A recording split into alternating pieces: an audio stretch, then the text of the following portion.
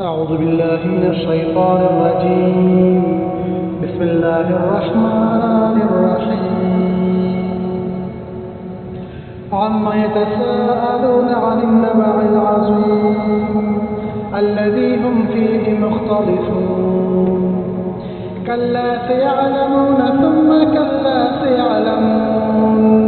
ألم نجعل الأرض مهادا والجبال أوطادا وخلقناكم أزواجا وجعلنا نومكم سباتا وجعلنا الليل لباسا وجعلنا النهار معاشا وبنينا فوقكم سبعا شدادا وجعلنا سراجا وهاجا وأنزلنا من المعصرات ماء ثجاجا لنخرج به حبا ونباتا وجنات ألفافا إن يوم الفصل كان ميقاتا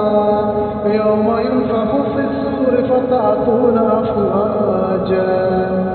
وفتحت السماء فكانت أبوابا وسيرت الجبال فكانت سرابا إن جهنم كانت مرصادا للطاغين مآبا لابثين فيها أحقابا لا يذوقون فيها بردا ولا شرابا إلا حميما وغساقا جزاء وفاقا إنهم كانوا لا يرجون حسابا وكذبوا بآياتنا كذابا وكل شيء أحصيناه كتابا فذوقوا فلن نزيدكم إلا عذابا إن للمتقين مفازا حدائق وأعنابا وكواعب أترابا وكأسا دهاقا لا يسمعون فيها لغوا ولا كذابا جزاء من ربك عطاء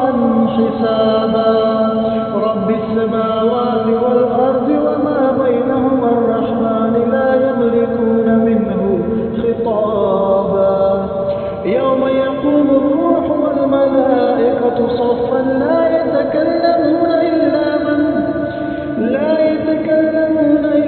من أذن له الرحمن وقال صوابا ذلك اليوم الحق فمن شاء اتخذ إلى ربه مآبا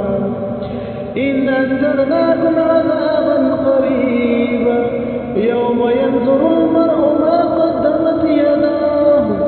ويقول الكافر يا ليتني كنت ترابا صدق الله العظيم.